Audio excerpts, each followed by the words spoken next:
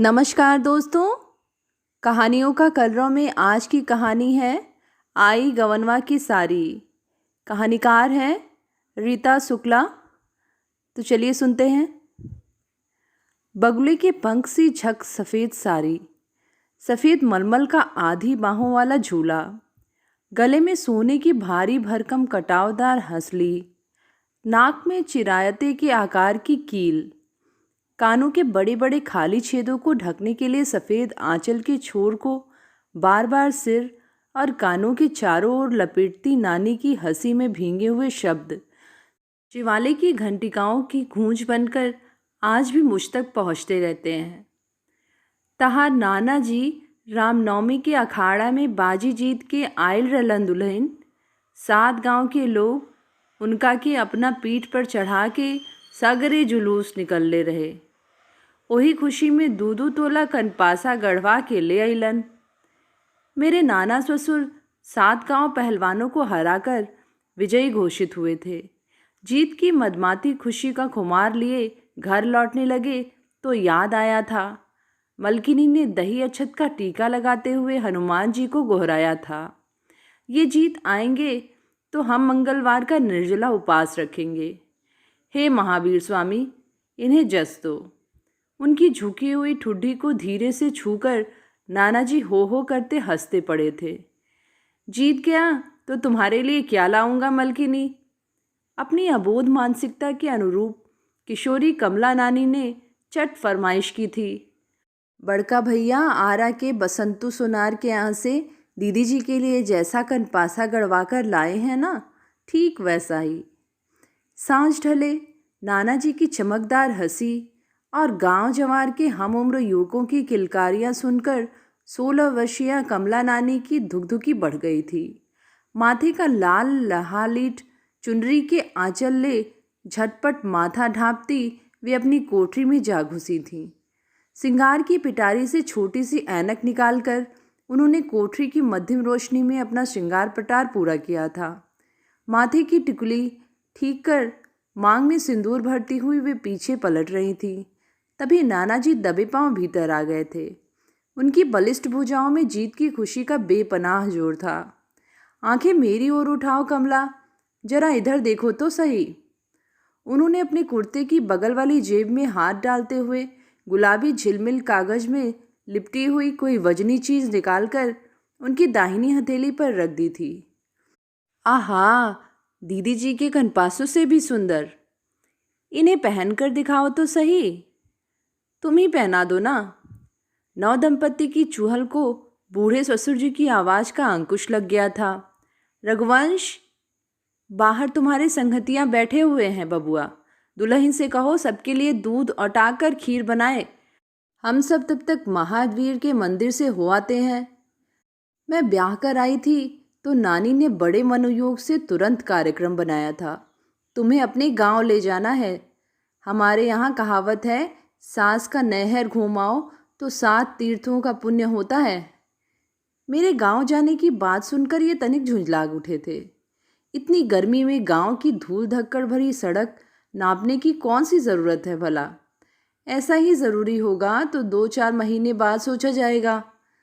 नानी की बड़ी बड़ी आंखों पर झुकी घनी बरौनियों में अतीत की आर्द्र स्मृतियाँ उलझ कर रह गई थीं। गांव में अपना पुरखा पुरनिया की आत्मा बा दुल्हन, आपन ठाकुर बाड़ी बा। देवता पितर के गोहरावे खातिर हमरा जाए के हुई। तू न चलबू तो रहे दा। मैंने नानी की इच्छा को पूरा सम्मान दिया था। आप मान जाइए ना, नानी हमारे भले के लिए ही कह रही है ना। उनकी आत्मा को संतोष मिलेगा। एक दिन की ही बात है। तेतरिया के सिवान तक पहुँचते पहुँचते नानी सारी हिदायतें पूरी कर चुकी थी। पूरा घूंघट डालकर उतरना दुल्हन। गांव में फुलवासी काकी हैं, सुमित्रा फुआ और रासमणी जी आजी हैं, उनके पैर छूकर असीस लेना। गांव के खाली पड़े हवेली नुमा घर की दालान का भारी भरकम ताला खोलकर नानी अंदर जाती। इसके पहले टोले भर की औरतों का मजमा उनके चारों तरफ घिराया था। कमला आजी आ गई, साथ में उनकी नई नातिन पतोह भी है। गांव की वयोवृद्धा रासमणी आजी ने नानी को अखबार में बांध लिया था। गांव की मोह माया बिसार दे लो दीदिया। नहीं, गांव की मोह माया बिसार चुके होते तो आज यहाँ। नानी ने धीरे से सिर हिला दिया था। सुखिया बनिहारिन ने दालान के लंबे चौड़े फर्श को चटपट झाड़ू से बुहार दिया था। फुलवारी काकी के घर से पुरानी जाजिम आ गई थी। नानी अपनी झुकी हुई कमर पर हाथ धरकर उठ खड़ी हुई थी। सब लोगों को जाजिम पर बैठने का इशारा करती वे मेरे कंधे पर हाथ रखकर मुझे अपने साथ अंदर लिवा ले गई थीं। एक के बाद एक 6 कोठरियां पार कर चुकने के बाद उन्होंने आखिरी दरवाज़ा खोला था। चर्र चर्र की आवाज़ के साथ दरवाजे के खुलते ही रोशनी की एक तेज लहर अंधेरी कोठरी में समा गई थी। मैं नानी के पीछे पीछे आगे बढ़ती हुई सहसा ठिठक गई थी। बेहद लंबा चौड़ा वह आंगन स्थान स्थान पर दीमकों की ऊंची ढूंहों में अटा पड़ा था। 6-7 हाथ से भी अधिक ऊंचे सूखे झाड़ झंखाड़ का चारों तरफ अंबार लगा हुआ था। आंगन के उस पार 2 कोठरियां दिखाई पड़ रही थीं। छप्पर एकदम उजड़ा हुआ, सामने और दोनों बगल की दीवारों में जगह जगह गहरी दरारें। दरवाजों के मजबूत पल्लों पर जहां तहां दीमक की खूब मोटी तहें। नानी उसारे पर स्तब्ध खड़ी थी। यही आंगन था। सुबह पौ फटने के पहले गोबर माटी से इसे चकाचक लीपकर वे पिछवाड़े के कुएं पर नहाने चली जाया करती थी। नाना जी की आंखें खुले या बूढ़े ससुर जी सिवान से टहल कर वापस लौटे, इसके पहले नानी आधे से ज़्यादा काम निपटा चुकी होती। आंगन में लगे तुलसी के बिरवे में जल डालकर ठाकुर घर में जल्दी जल्दी रामचरितमानस का पाठ कर चुकने के बाद नानी सीधी रसोई घर में चली जाती। नाना को बड़ी जल्दी भूख लगती थी। सवेरे सवेरे अखाड़े से लौटकर 7-8 मोटी मोटी रोटियों का कलेवा कर चुकने के बाद धौरी गया के औटाए हुए दूध का एक बड़ा कटोरा खाली कर जाते और तब कंधे पर कुदाल थामे खेती की टोह लेने के लिए निकलते। बेशुमार झुर्रियों से भरे नानी के चेहरे पर गुजरे हुए वक्त की कचोट रिसती जा रही थी। थरथराती हथेली से मेरे कंधे को थामकर वे वापस मुड़ गई थी। लुटे हुए मंदिर की बदहस्त प्रतिमा सी नानी की दृष्टि अपने खोए हुए अतीत की विकल तलाश कर रही थी। 50 वर्ष पहले जो सुख सौभाग्य अकस्मात खंडित हो गया था, उसकी स्मृति उनकी बड़ी बड़ी काली आंखों में आंसुओं की घनीभूत धरोहर बनकर बस गई थी। आप थक गई हैं नानी जी, थोड़ी देर आराम कर लीजिए ना। ना दुल्हन, थाकल नहीं की। ई पागल मन आपन दाह मेटे खातिर बीत चुकल दिन के छाँ में 2 घड़ी बैठ चल गईल रहे। सांझ का धुधलका दालान के सामने की अमराई पर धीरे धीरे उतर रहा था। दिया बाती और रात के खाने की व्यवस्था पूरी कर चुकने के बाद बूढ़ी सोनबासी आजी को छोड़कर टोले भर की औरतें एक एक करके अपने घर जा चुकी थीं।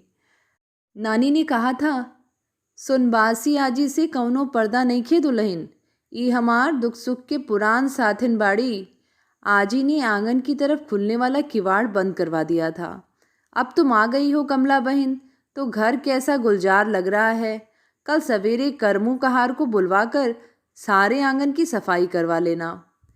बाहर अंधेरा काजल की तरह गाढ़ा हो गया था और भीतर लालटेन की मध्यम रोशनी में नानी की बहुत पीछे छूटी हुई यादें धीरे धीरे करवटें बदल रही थीं।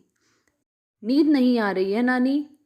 वे धीरे से हंसकर मेरी ओर मुड़ गई थीं। उनकी नाक का चिरायता झिलमिला उठा था। सोचत बानी कि एक जुग बीत गईल दुल्हन, यही कोठरी में यही जगह तहार सास जन्म भइले रहली। तब अम्मा जी जियत रहली।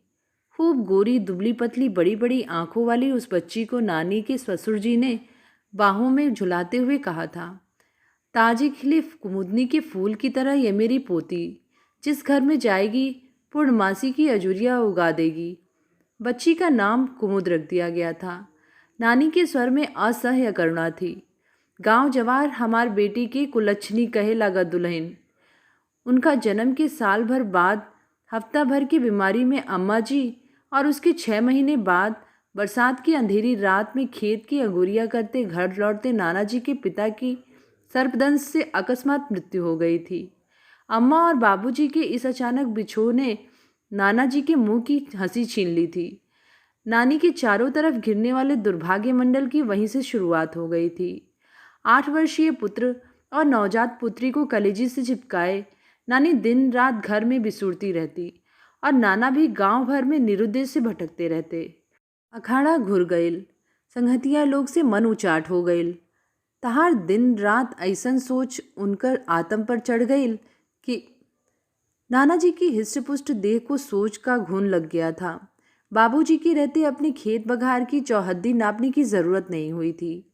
गाय बैल के दाना पानी का इंतज़ाम कहाँ से होता है? आरा से कब बैलगाड़ी भेजकर बीज खाद और दूसरी चीज़ें मंगानी होती हैं? बनिहारों की साल भर की खुराकी का कितना क्या खर्च देना होता है? इस जंजाल से नाना जी सर्वथा मुक्त थे। गांव में अपने बैरी बहुत हैं बबुआ। तुम्हारे चचेरे भाई रामविलास भी ऊपर ऊपर के ही मीठ बोले हैं। उनकी नीयत की खोट हमें अच्छी तरह मालूम है। इसीलिए तो हमने अपनी ज़िंदगी में ही एक एक इंच ज़मीन का हिस्सा बराबर कर दिया है। रामविलास को भगवान ने कोई बाल गोपाल भी तो नहीं दिया ना, फिर भी उनकी धन जोड़ने की माया का कोई अंत नहीं है। इनसे दूर दूर रहना ही उचित होगा बबुआ। नानी ने एक बार बताया था, उनकी चचेरी जेठानी के शरीर पर सोने के ठोस गहने मढ़े हुए थे। उनका वश चलता तो पैरों की पाजेब भी सोने की ही बनवा डालती। उन्होंने रामविलास भाई जी के सामने दबी जबान में अपनी एक इच्छा जाहिर की थी कि आंगन में बैठी बड़ी अम्मा ने जोरदार डांट लगाई थी। भगवान से डराए के चाही दुल्हन, जवन सोना के राम लक्ष्मण के मुकुट बा, उन्हें सोना तहरा गोड़ में परी। धन के गुमान में ऐसन अनर्थ ना सोचे के चाही। नानी जी की बड़ी सास अपनी बहू से कहीं ज़्यादा ममता उनके लिए रखती थी। उनकी जुठानी को इस बात का और भी ज़्यादा रंज था। नानी के नन्हे बेटे को अपनी गोद में लेकर दुलारती पुचकारती, उनकी हर जिद को पूरा करने के लिए आतुर रहने वाली बड़ी अम्मा से जेठानी जी की बात बेबात तकरार होती रहती थी। इसीलिए तो उनकी आंखें मूंदने के बाद लंबे चौड़े आंगन में 10 फीट ऊंची दीवार खिंचवा दी थी।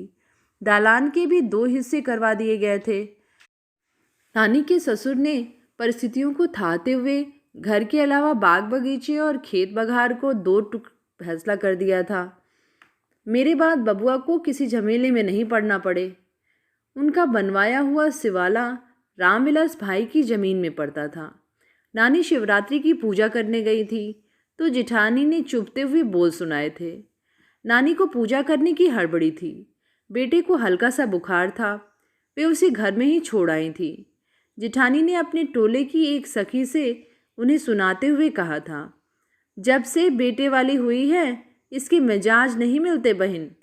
ऐसा भी घमंड क्या, देखा ना, मुंह मोड़कर देखने की भी ज़रूरत नहीं समझती। बड़े जेठे का आदर मान क्या होता है, माँ बाप ने कुछ सिखाया होता तब तो। नानी चुपचाप घर चली आई थी। नानी से सारी बातें सुनकर उनके बाबूजी ने दूसरे दिन ही राजमिस्त्री को बुलवाकर आंगन के बीचों बीच 2 कोठरियाँ उठवा दी थी। घर में ही देवालय बना दिया था। मेरी लक्ष्मीनी बहू को कहीं जाने की ज़रूरत नहीं होगी, घर में ही देवालय होगा। उन्होंने हिदायत दी थी, निर्बंसिया की आह जल्दी लगती है, बच्चे को सजा संवार कर उधर भेजने का कोई काम नहीं है। जिस दिन नाना के बाबूजी गुजर गए थे, उनकी चचोरी भौजाई 16 सिंगार करके बरमपुर का मेला देखने गई थी। बाबूजी के बाद तहार नाना अखाड़ा के धूरी माथ पर चढ़ावल भुला गए दुल्हन। गहरे अवसाद में डूबी हुई आत्मा की धारदार चुभन को भीतर ही भीतर झेलते नाना जी एक बारगी खोखले हो गए थे। जिंदगी के प्रति कोई उत्साह नहीं, किसी तरह के आमोद प्रमोद की कोई लालसा नहीं।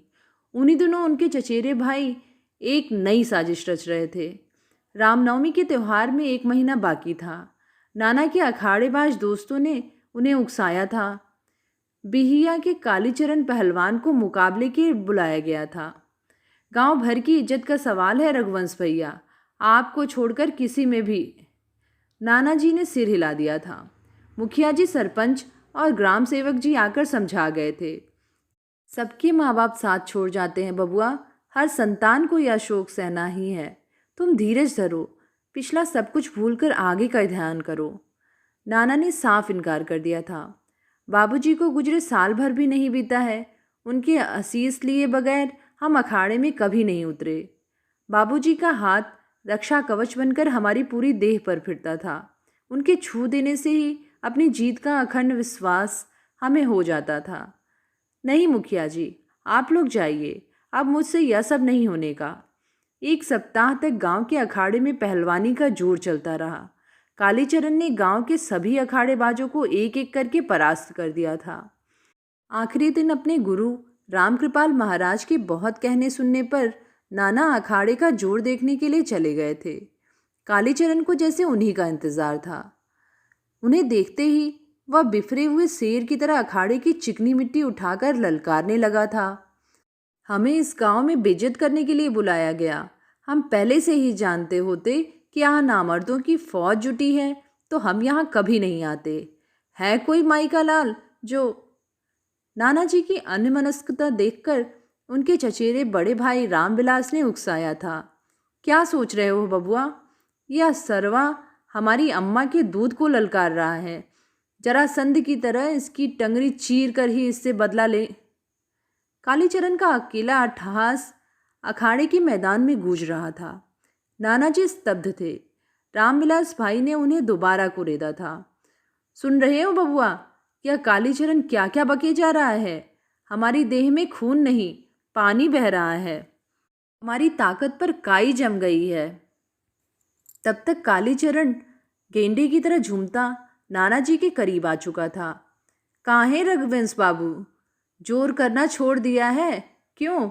लगता है हमें बिना लड़े यहाँ से वापस जाना होगा। सारा दोष रामकृपाल महाराज का है। अरे महाराज, जब आप जानते थे कि आपके गांव का अखाड़ा मर्द मानुसों से खाली हो गया है, तब हमें किस कुबत पर यहाँ बुलाया था? चुरामनपुर वालों की बात मान गए होते तो अब तक वहाँ से किला फतह कर चुके होते। भरपूर इनाम बख्शीश भी मिली रहती।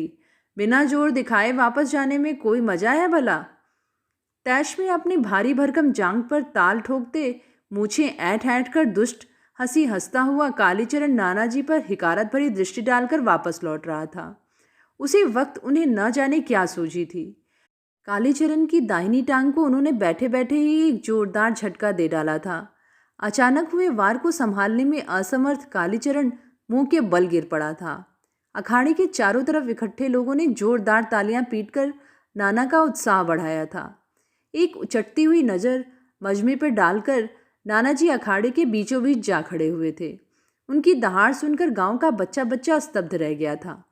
हिम्मत हो तो आ जाओ कालीचरण। किसने अपनी माँ का दूध पिया है, इस बात का फैसला आज हो ही जाए। अखाड़े में घंटे भर कालीचरण के साथ नानाजी का जोर चलता रहा था। उसकी काली कलूटी खुली देह पर लपेट लपेट कर अपने दाव फेंकते नानाजी उस दिन बहुत ही फब रहे थे। पहला जोर बराबरी पर छूटा था और दिन होता तो उनके गुरुजी वात्सल्य विवल होकर बलगीरों से कहते सुनने जाते, मेरू पर्वत सी इस कंचन काया का जोड़ गांव भर में नहीं है भाई।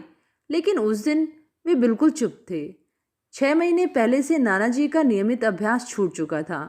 उनके शरीर में शिथिलता के लक्षण उभरने लगे थे। अखाड़े के एक किनारे खड़े हांफते रघुवंश नाना की थकान को भांपकर उन्होंने इशारा भी किया था। पीछे हट जाओ बबुआ, यह आदमी नहीं नरपशु है। पहलवानी के गुण अवगुण की परवाह इसे नहीं है। मदमाते हाथों की तरह वह बावला हो चुका है। रामकृपाल महाराज नानाजी को चेतावनी देते। इसके पहले कालीचरण उन पर अपनी पूरी ताकत लगाकर झपट पड़ा था। उसके एक तरफा आक्रमण को बचाने की कोशिश में जुटे हुए नानाजी पूरी तरह पस्त पड़ते जा रहे थे। गुरुजी ने चीख कर बरजा था, कालीचरण जोर खत्म हुआ, अगल हट जाओ। कालीचरण के उन्मादी हाव भाव को देखकर वे कूदकर अखाड़े में पहुंच गए थे। तब तक उसने अपनी पूर्ण उन्मत्तता का परिचय दे डाला था। नानाजी की गर्दन पर उसकी मोटी उंगलियों के साफ निशान छपे हुए थे। उन्होंने 2 बार उठने की असफल कोशिश की थी। गांव वालों ने उन्हें सहारा देकर उठाना चाहा था, लेकिन वे बेदम से वहीं गिर पड़े थे और अस्पताल ले जाते नानी अपने ठाकुर घर में थी जब उन्हें यह दर्दनाक खबर मिली थी। नाना की निष्प्राण देह को चौबारी में डाल दिया गया था और उनके चचेरे भाई रामविलास 100 के निकट बैठकर छाती पर दोहत्थड़ पीटते हुए विलाप करने लगे थे। नानी पथरा गई थीं।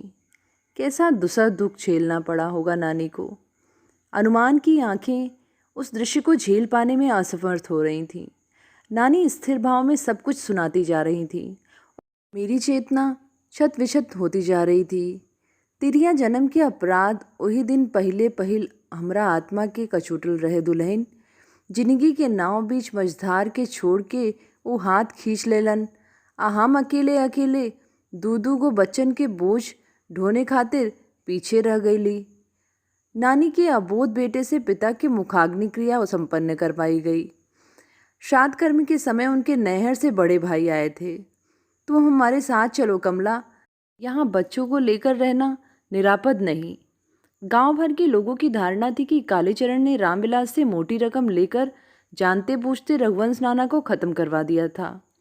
नानी के घर वाले आतंकित थे। अब इस गांव में मत रहो बहन, चलो हमारे साथ। नानी ने इनकार में सिर हिला दिया था। इतना बड़ा हवेली नुमा घर, क्या आंगन, ससुर जी की बनाई हुई ठाकुरबाड़ी, अपना खेत बघार, यह सब हमारे बेटे की अमानत है भैया। मरती बेर वे हमसे कुछ भी नहीं कह गए, लेकिन रोज रात में हमारी कहाँ सुनी होती है। वे हमें बरस गए हैं। तुम्हें कहीं नहीं जाना कमला, यहीं इसी घर को अगुरिया करनी है। कुमुदनी को सुपात्र के हाथों सौंपना है। अखिलेश बबुआ जब अपने पैरों पर खड़े हो जाए तब तुम यह धरोहर उन्हें सौंपकर बेशक चली जाना। हम तुम्हारा इंतज़ार करते रहेंगे। अभी नहीं मलकिन, अभी नहीं। यंत्रणा का चरम दबाव जब कभी उन्हें आत्मघाती की बौखलाहट सौंप जाता तब नाना की पुष्टभुजाएं उन्हें पीछे ढकेल देती। अभी नहीं। और नानी अपने एकमात्र बेटे की छत्रछाया बनकर जीवित रहने की बूंद बूंद सामर्थ्य बटोरती रहती। सब साथ छूट गए रहे दुल्हन, लेकिन अबोध बच्चन के मुंह देख के हम फिर से जिए के आस सहेज ली। गांव वालों के अथक प्रयास से कालीचरण पर रघुवंश नाना को जानबूझकर मारने का आरोप सही साबित हुआ और उसने थाने में पहले ही मार खाकर सारी बातें उगल दी थी। रामविलास बाबू ने 2000 दिए थे। कहा था काम पूरा हो जाने पर 5000 और देंगे।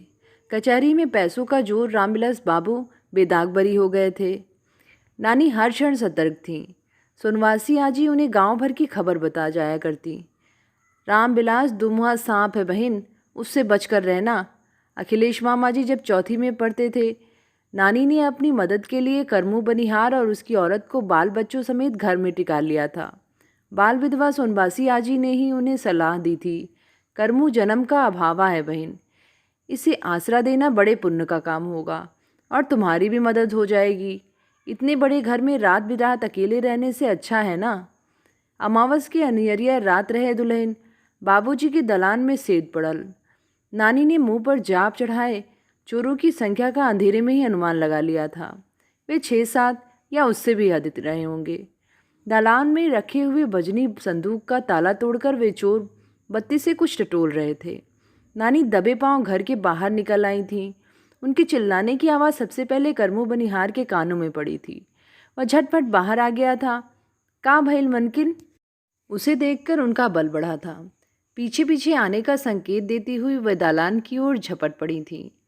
आहट पाते ही चोरों ने उनके मुंह पर रोशनी फेंकी थी और जब तक वे संभलने की चेष्टा करते तब तक नानी रणचंद्री बनी उन पर टूट पड़ी थी। सेन से निकलकर भागता हुआ आखिरी चोर उनकी गिरफ्त में था। करम बनिहार ने उसकी मुस्कें कस दी थी। गांव भर के लोग जमा हो गए थे। थाना कचहरी और मार का नाम सुनते ही वह बिलबिला उठा था।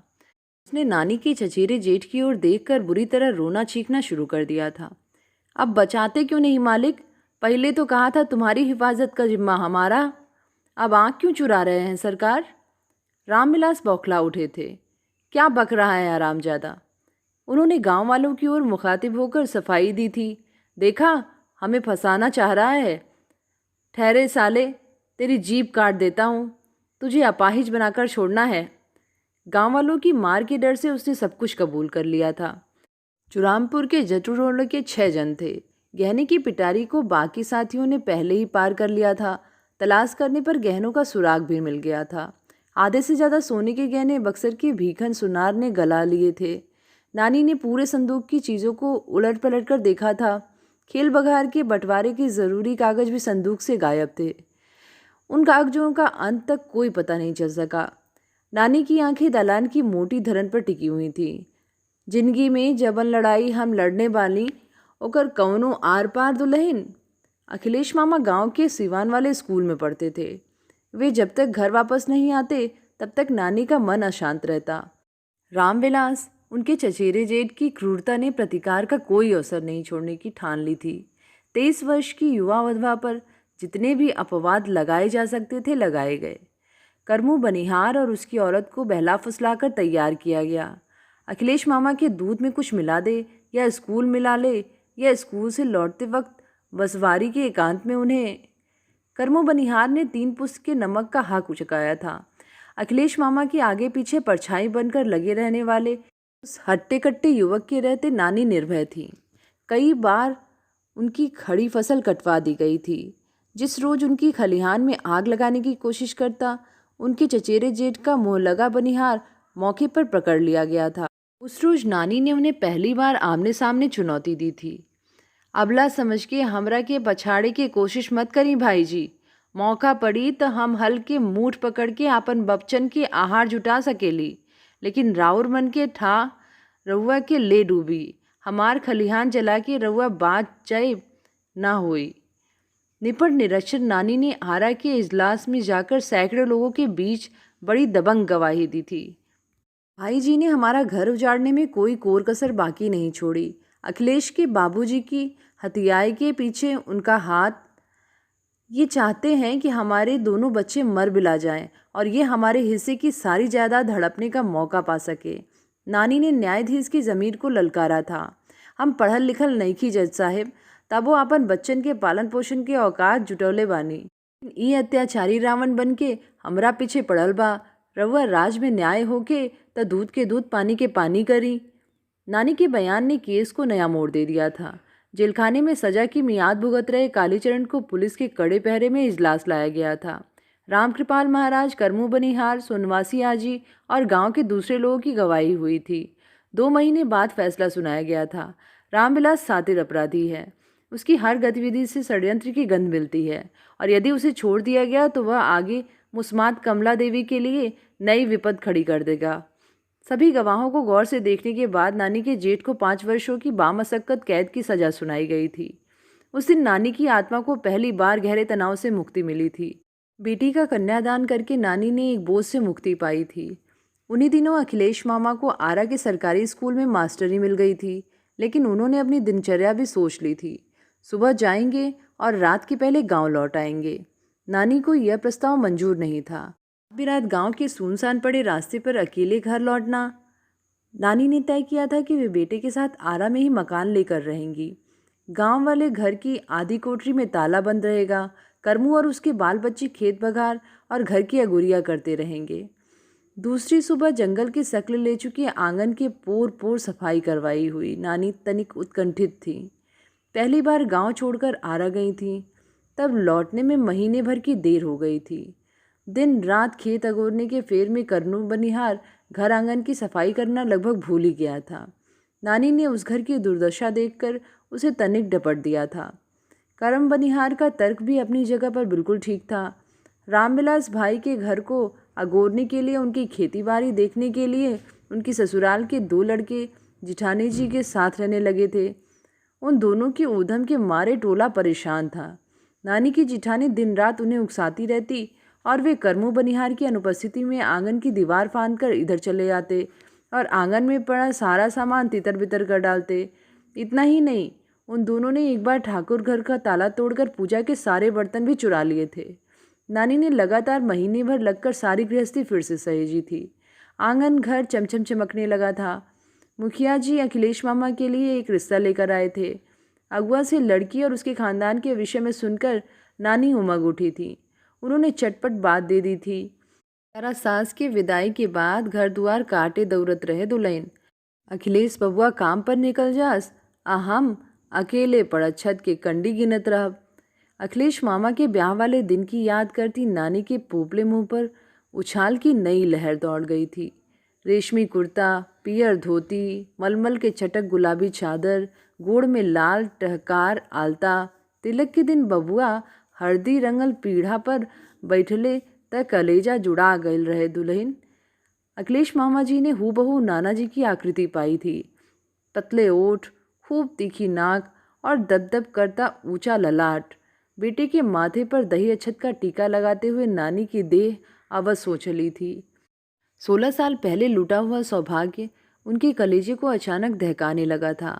आज अगर वे होते तो उनके साथ गठजोड़ करके वे अपने कुल देवताओं को गोहराती।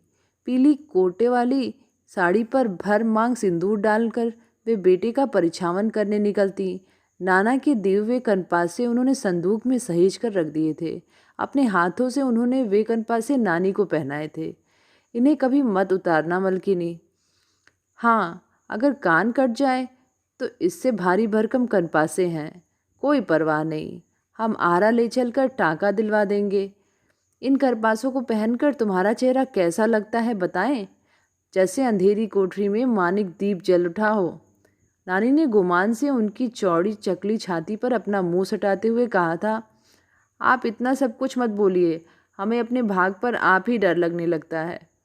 एक दिन सुबह सुबह मैं सिंदूर डालना भूल गई थी। नानी ने मुझे तुरंत टोक दिया था। तिरिया के सिंगार चुटकी भर सिंदूर होला दुल्हन, ओकरे बिना सब सूना बा। जा सिंदूरिन के डिबिया ले आवा। ईश्वरीय विधान ने सिंदूर का अधिकार छीनकर नानी को जन्म भर का परिताप दे डाला था, लेकिन उस परिताप की पहली कचोट उन्हें अखिलेश मामा के ब्याह पर मिली थी। बारात जाने के पहले वे जानबूझकर ठाकुर घर का दरवाजा भिड़काकर अंदर बैठ गई थी। बेटे की जिंदगी की सबसे शुभ घड़ी थी। उनकी अशुभ छाया उस पर हरगिज नहीं पड़े। सोनबासी आज ही समझ गई थी। माँ माँ के गुहार मचाते अखिलेश मामा को उन्होंने इशारे से बता दिया था। दूल्हे का जोड़ा जामा पहने हुए वे उल्टे पांव वापस लौट आए थे। अम्मा, तुम रो रही हो? क्यों अम्मा? तुम्हें हमारी कसम, अगर तुमने सच नहीं बताया तो हम घर से बाहर कदम नहीं रखेंगे। नानी ने जल्दी से अपनी आंखें पोंछ ली थी। बहुत दुख मिला है बबुआ। अब सुख के दिन लौटेंगे ना, तो भगवान को मना रहे थे कि किसी की बुरी दीठ न लगे। मामी जी ब्याह कर आई तो नानी ने संदूक खोलकर नाना के दिए हुए कनपासे उनकी हथेली पर रख दिए। तहार ससुर जी की निशानी दुल्हन। मामी को आए साल भर भी नहीं बीता था, नानी के पास खबर आई थी, कुमुदनी हॉस्पिटल में भर्ती है, तुरंत आ जाएं। घर गृहस्थी का सारा भार मामी पर डालकर नानी अकेली ही दानापुर चली गई। हमरा गोद में बचिया के देह छूटल दुल्हन, जवना कोख से जन्म देली रहली, वही कोख में उनकर माटी सहीज के रात भर अस्पताल में बैठल रहली। 4 गो चिड़ई चुरमुन छोड़ के हमार बचिया आँख मूंद लेली। मेरी सास के पेट में अल्सर था। भीतर ही भीतर फोड़े के फूट जाने की वजह से पूरी देह में जहर फैल गया था। वे अस्पताल जाते जाते दामाद की पीड़ा को अपनी पीड़ा मानकर उन्होंने बेटे के सामने प्रस्ताव रखा था। छोटे छोटे बच्चे माँ के बिना बिलख रहे हैं। बबुआ, मेरा वहाँ रहना ज़रूरी है। घर दुल्हन देख लेंगी, हम भी बीच बीच में गांव आते रहेंगे। मामा जी ने राय दी थी, क्या ऐसा नहीं हो सकता कि बच्चों को यहाँ गांव में ले आया जाए? तुम्हारा वहाँ रहना, गांव वाले क्या कहेंगे अम्मा? नानी के तर्क से वे परास्त हो गए थे। तुम्हारे रामविलास काका जेल की कैद से छूट गए हैं। उनकी नीयत की खोट पहले से चौगुनी हो गई है बबुआ। बेटी के अबोध बच्चों को यहाँ रखना खतरे से खाली नहीं है। यह गेहूं सांप कब फन काट कर किधर से हमें डसेगा, इसकी खबरदारी रखनी होगी। तुम और दुल्हन भी खूब होशियारी से रहना। आपन आत्मा की गवाही मान के हम फैसला कैले दुल्हन। गांव जवार की उचित अनुचित बातों को अनसुनी करके नानी अपने विवेक की राह पर आगे बढ़ गईं। मैं उन्हें बीच में टोके बिना नहीं रह सकी थी। भगवान ने आपको इतना दुख दिया नानी जी, फिर भी आप सुबह शाम उसी भगवान को गोहराती रहती हैं। आपके मन में कभी कोई शिकायत नहीं उपजती, कोई खीज नहीं, किसी तरह का कोई आक्रोश नहीं? नानी ने हंसकर सारे दुख सराह दिए थे। भगवान के घर में हमारे सभी कर्मों का लिखा रहता है दुल्हन। वह उचित समय पर उचित सजा देने का पूरा हकदार है। उसकी अदालत के खिलाफ हमें उठाने की कोई मोहलत नहीं। मैं इस बात से सहमत नहीं थी। नाना जी के चचेरे भाई रामविलास से बढ़कर पापी कौन होगा? उनकी मूंछों का डंक क्यों नहीं झड़ा नानी जी? जेल से छूटकर भी वे उसी तरह शेर बब्बर बने हुए घूम रहे हैं, और आप घड़ी घड़ी आशंकाओं की सलीब पर चढ़ी अपने परिवार की खैरियत मनाती भीतर ही भीतर टूटती बिखरती रहीं। ऐसा क्यों हुआ? नानी के शहर में आ जाने के बाद उनकी जेठानी ने अपना माया जाल फैलाया था।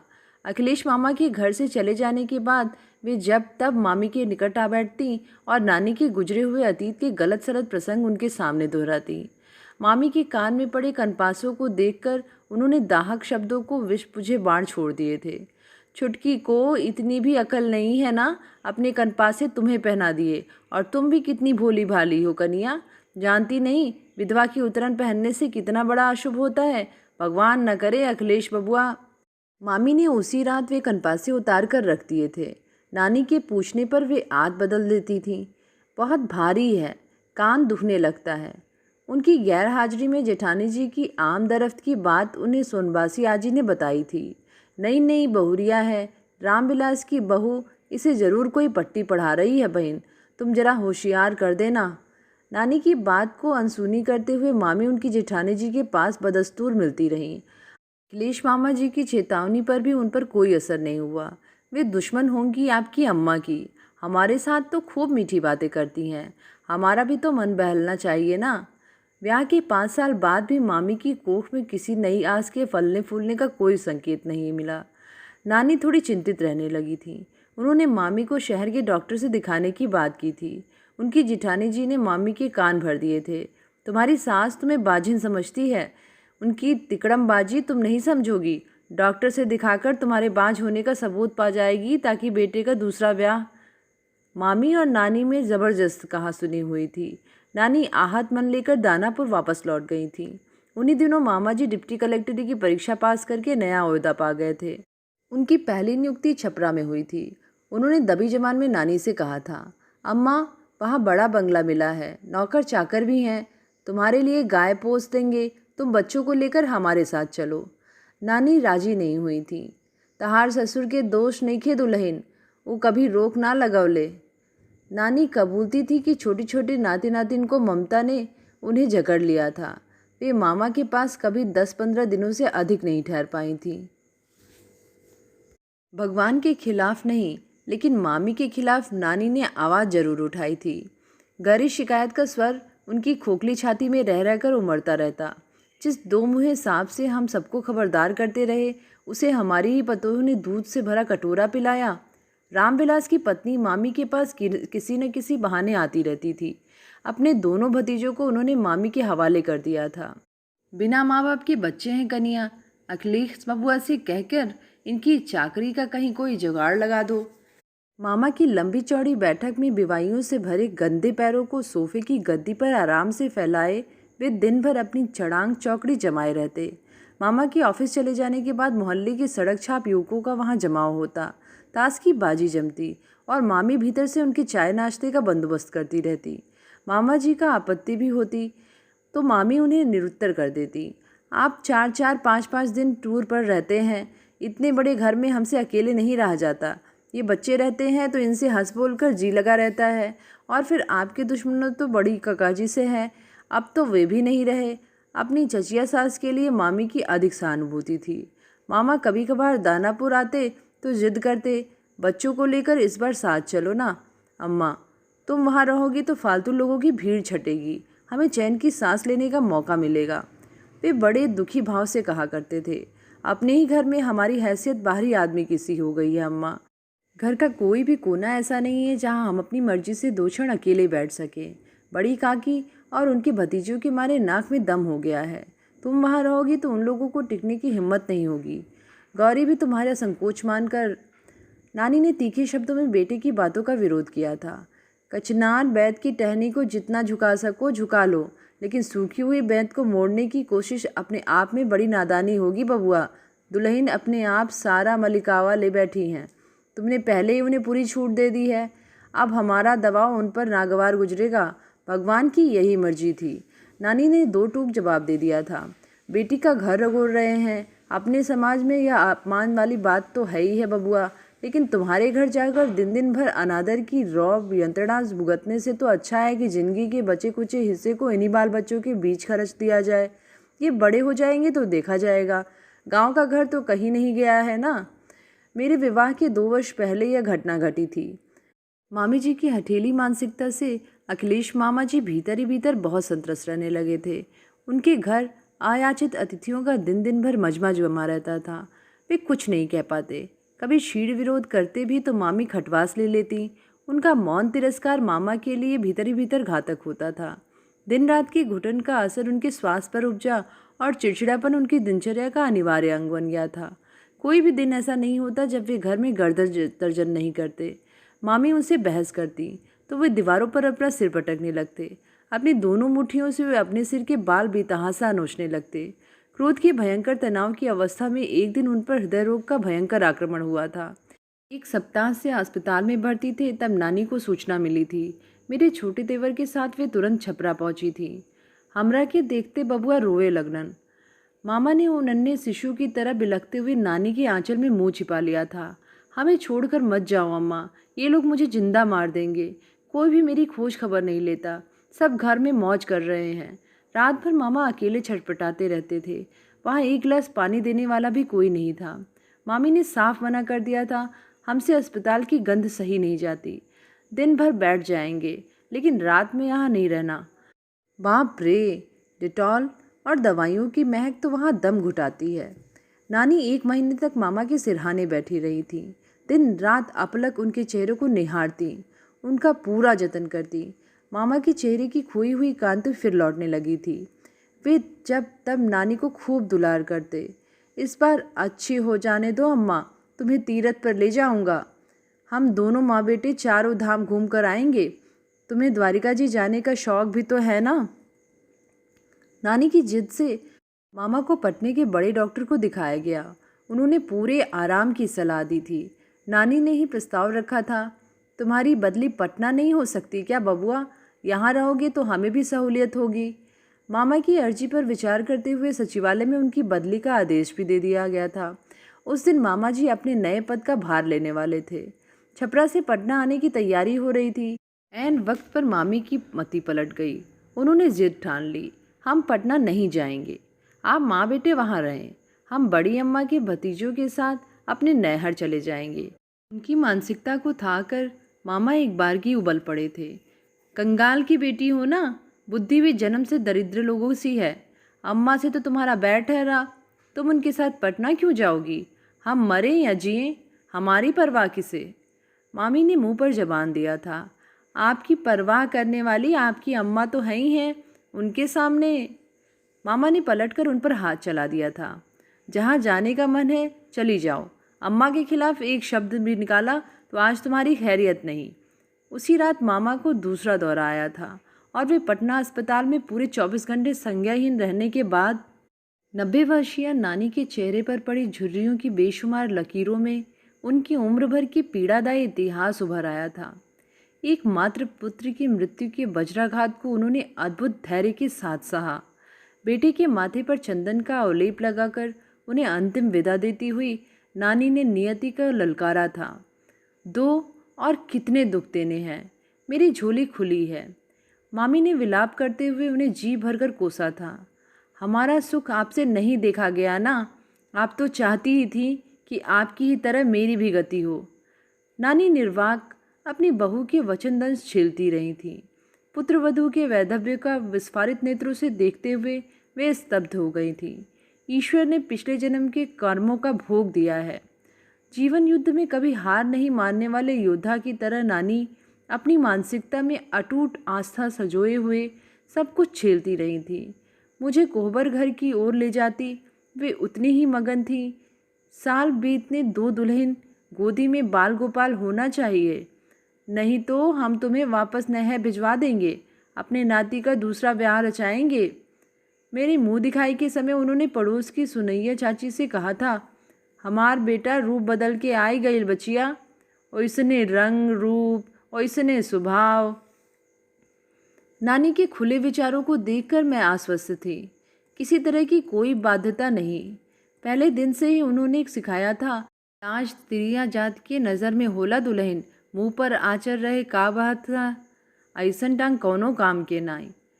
नानी के गांव से दूसरे दिन विदा हुई थी तो मन में उनका दिया हुआ संकल्प था, और आंखों में उनके स्वभाव की परछाई उमड़ती चली आ रही थी। स्त्री जाति की घोर अवहेलना के जिस युग में उन्होंने अपनी अपूर्व साहसिकता का परिचय दिया था, सैकड़ों अपवाद झेलने के बाद भी मीठी हंसी हंसती हुई जो अपनी नियति को ललकारती रही थी, उनका सानिध्य मुझे गौरव की दीप्ति दे रहा था। आप जैसा असाधारण जीवट सब में नहीं हो सकता नानी जी। उनकी प्रबल इच्छा शक्ति के सामने मैं विनत थी। नानी ने हंसकर मेरे माथे पर अपनी दाहिनी हथेली रख दी थी। बोला, कौन असीस चाहिए? मैं कुछ नहीं कह पाई थी। उन्होंने ही अपनी ओर से वाक्य जोड़ा था। असीस देत मानी, हमार उम्र लेके जिया, हमार भाग लेके ना। गांव से लौटकर नानी ने मेरे ससुर के सामने एक आध बार इच्छा व्यक्त की थी। अब आप फिर से घर बारी हुए, बच्चे भी औकात वाले हो गए, हमें छुट्टी दीजिए। गांव घर उजाड़ हो गया है, वहाँ भी तो देखना सहेजना होगा ना। मेरे आंसू ने नानी के क्षीण तर्क को परास्त कर दिया था। गांव में अब क्या रह गया है नानी जी, आप हमें छोड़कर मत जाइए। मेरे आते ही आप ऐसा क्यों सोचने लगी? ज़रूर मुझसे कोई बड़ी गलती हुई है। नानी ने अपनी हथेली से मेरा मुंह बंद कर दिया था। ना दुल्हन, हमरा कौनो तकलीफ नहीं खे। ठीक बा, जेत लोग चाहबे तो उहे होई। नानी की कठोर दिनचर्या अब धीरे धीरे शिथिल हो रही थी। इन दिनों वे अक्सर नाना जी के पुराने किस्से कहानियों में डूबती उतराती रहती थी। पहलवानी दे रहे दुल्हन, 3-3 आदमी के पीठ अकान्हा पर बैठा के सगरे गांव के फेरा लगाए आवत रहलन। अब वैसन मर्द मानुस कहाँ बा? मैं नानी से कहा करती, आपकी तरह बुलंदी से 100 वर्ष जीने वाली औरतें भी नहीं दिखाई पड़ती नानी जी। इस उम्र में भी आप इतने सारे काम कैसे संभाल लेती हैं? नानी अपनी झुकी हुई गर्दन की अस्त व्यस्त हसूलियों को दुरुस्त करती रहती। हमारे ज़माने में दूध घी का सुतार था दुल्हन। काछा घूट कर, मर्दों की तरह धोती बांध कर, टकी कुटते, चक्की पीसते और डट कर खाते थे। बाजरा ज्वार कुछ भी हो, अन्न पेट में होना चाहिए। तुम लोगों की तरह चुन चान कर नहीं खाते थे ना। नए जमाने की मरियल लड़कियों को नानी ने मुर्गियों की उपाधि दे रखी थी। ये खाती थोड़े हैं दुल्हन, खाली चुगती हैं, माँ बाप का अनाज बचाती हैं। कभी कभी वे बड़ी गंभीरता से कहा करती थी, तुम्हारे नाना जी अखाड़े बाज थे ना दुल्हन, हमारी जिंदगी के लिए घर में ही एक अखाड़ा खोल गए। लो, कर्म भागों से जूझती रहो। नानी का शरीर क्रमशः क्षीण होता जा रहा था। पहले वाली पाचन शक्ति भी नहीं रही। दूध रोटी या दूध भात के 2-4 कौर मुश्किल से पचा लें तो बहुत है। कंधे तक झुकते बालों का बोझ भी उनसे बर्दाश्त नहीं होता। नानी के झक सफ़ेद बाल लड़कों की तरह छोटे छोटे कटवा दिए गए थे। उनके छोटे से चेहरे पर ये कटे हुए बाल बहुत अच्छे लगते। मैं अक्सर परिहास करती हूँ, आपको अंग्रेजनी वाला लंबा चोंगा पहना दिया जाए तो आप बिल्कुल मेम साहब लगेंगी। नानी शांत हंसी हंस देती थी। पहना दो, जो जी चाहे करो। नानी का दुर्बल शरीर क्रमशः अक्षमता की ओर बढ़ता जा रहा है। आधी रात में बाहर जाना हो तो अपने आप कमरे से ही आवाज़ लगाती हैं, तनी सहारा दा दुल्हन, अब तहरे लोग के सहारा बा। बात बात में अपने आसन मृत्यु की चर्चा करती हुई वह खुलकर हंस पड़ती थी। अब बिसाती आपन दुकान सहेजता चाहता। दुल्हन आयल गवना के सारी। नानी के थरथराते गले में निर्गुण के बोल कांप कांप जाते थे। काम से फुर्सत मिलती है तो कहती हैं, तनी पास बैठ दुल्हन, रामायण ले आओ।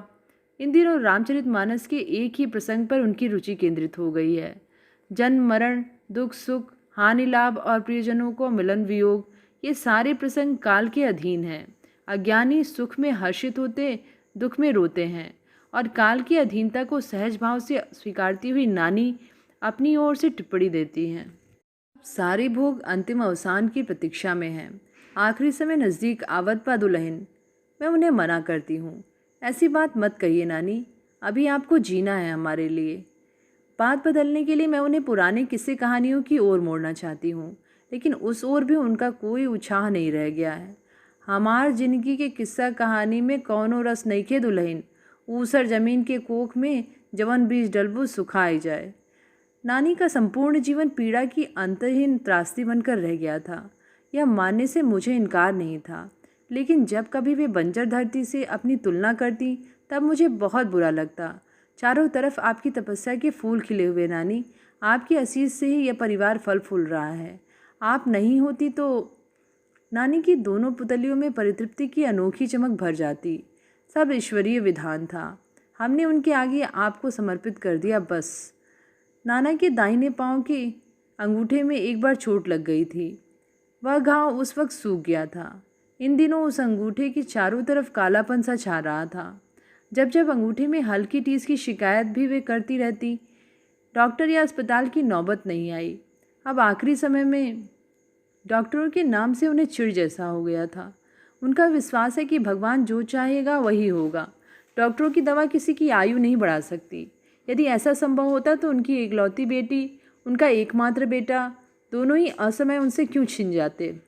मैं उनके भगवान को चुनौती देती हूँ। अपनी पूजा पाठ जप तप में कभी कोई कटौती नहीं की नानी ने। फिर भी आपके भगवान ने सारे दुख आपको ही क्यों दिए। डॉक्टर किसी की आयु बढ़ा नहीं सकते, यह बात तो मैं मानती हूँ, लेकिन भगवान को क्या हक था कि उसने इतने सारे इकट्ठे दुख आपको दिए, इतने अत्याचार किए। नानी मुझे इशारे से चुप करा देती हैं। तुम जिसे दुख कहती हो हम उसे विधि का विधान मानते हैं। पिछले जन्म के नानी की निष्प्रिय जीवन शैली पर अक्सर मेरी खींच उमड़ पड़ती।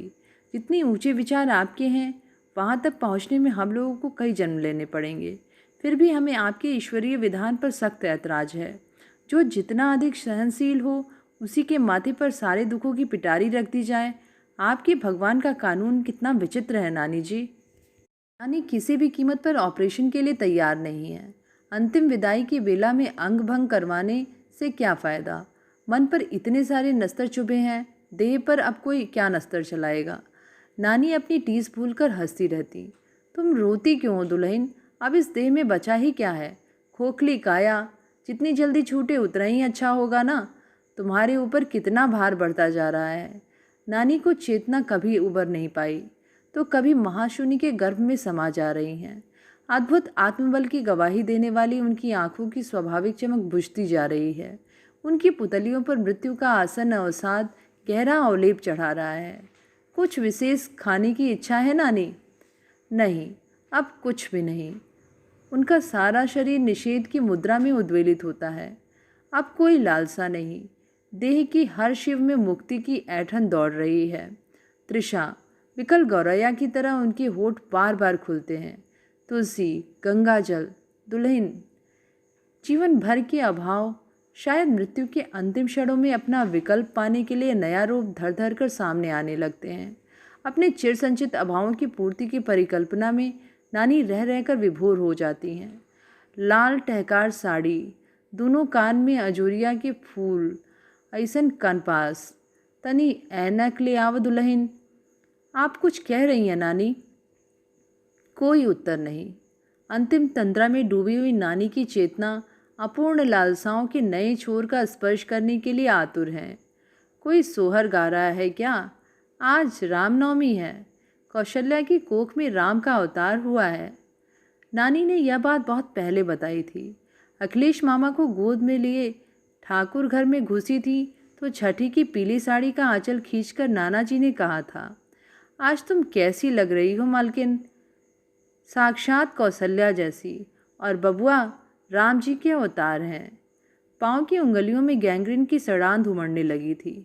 नानी की निशब्द रुलाई क्षण क्षण असह्य होती जा रही है। उनकी अवस होती चली जा रही देह की पोर पोर में एक फरियाद है जिसकी प्रामाणिकता मेरी आत्मा के सबसे करुण अनुभव के रूप में दल चुकी है। यदि ईश्वर नाम की कोई शक्ति इस दुनिया में है तो मैं अपना उलाहना उस तक पहुंचाना चाहती हूँ। जीवन भर धर्म में अखंड आस्था रखने वाली, पूजा पाठ के सारे नियम निभाने वाली नानी के लिए 2 क्षण के सुख का भी सृजन ईश्वर ने क्यों नहीं किया। मैं उससे अनुनय करना चाहती हूँ, नानी को उनके कष्टों से यथाशीघ्र मुक्ति मिले। यंत्रणा का चरम अनुभव करने वाली नानी की आस्था में दरार के कोई क्षण नहीं है। थोड़ी देर के लिए उनकी वाक्य शक्ति लौट आई है। वे अत्यंत क्षीण स्वर में कुछ कह रही हैं। हमरा बाद ऐसन पीड़ा केहू के मत मिले भगवान। उनके चेहरे पर करुण हंसी है। अब साथ छूटत बा दुल्हन। उनके से अस्पुष्ट राग उठ रहा है। आइल गवनवा के सारी। अपने प्राणों का दुस्साह भार आंखों की पुतलियों में समेट कर वे मुझे अपलक देख रही हैं। 100 वर्ष पुरानी काया अपने अंतिम प्रयाण की तैयारी में है। नानी की बड़ी बड़ी आंखों में महाशून्य छाता जा रहा है। सामने उनकी निष्प्राण काया है और कमरे में अकेली मैं हूँ। नानी की चेतना मीठी हंसी हंसती हुई निर्गुण के महाराग का आलाप लेती मुझसे विदा ले रही है। आई गवनवा की सारी। मेरी पथराई हुई संज्ञा अनायास ही एक गहरी प्रार्थना बनकर नानी के पैरों से लिपट जाना चाहती है। आपको शांति मिले नानी, अपार शांति मिले। तो ये थी कहानी आई गवनवा की सारी। कहानी आप सबको कैसी लगी नीचे कमेंट में ज़रूर बताइएगा। आगे भी ऐसी ही कहानियाँ सुनते रहने के लिए चैनल को सब्सक्राइब, लाइक और शेयर करिएगा। धन्यवाद।